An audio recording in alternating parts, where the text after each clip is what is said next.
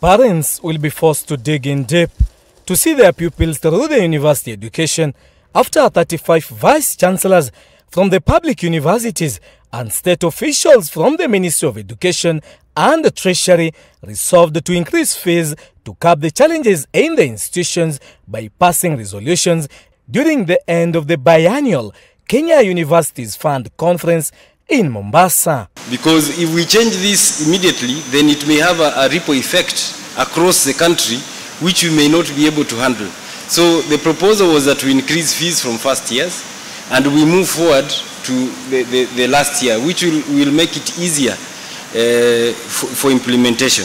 The Vice Chancellors said the institutions have accrued debts amounting to 60.6 billion Kenyan shillings in staff pensions and statutory deductions such as pay-as-you-earn and the National Hospital Insurance Fund, a figure that has been growing due to interest. In their deliberations, the varsity bosses blamed the lack of funding from the state, low enrollment, and scrapping of parallel programs. If we had an extra 14 billion, we will not even be talking about these scenarios. We would have funded everyone at 178 at 80%. We know that we have funded everyone. But the problem we have is that we have got limited funds. The resolutions that were read by the Universities Fund Chief Executive Officer, Mr. Geoffrey Monari, agreed to save the institutions from the financial cash crunch, saying a cabinet memo will be sent by March for approval of the fee increment. I agree that there is a need to review this, but where we are in a very awkward position. We need to give it time so that by September when we present to, it's not even next year, but September when we present to the National Treasury, we are giving them with revised figures, and that would be adapted by all of us by then, and then we can now suggest the revised figures in the next financial year. But as it is now, then it becomes difficult.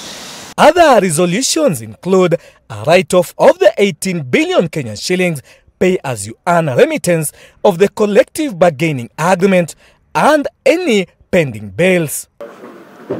This comes even as Kenya Union of Domestic, Hotels, Education Institution, Hospitals and Allied Workers Secretary General Albert Njeru called on the government to consider poor Kenyans who cannot afford university fees, noting that the proposed university fee increment will hinder a majority of Kenyans who are still struggling with the harsh economic challenges.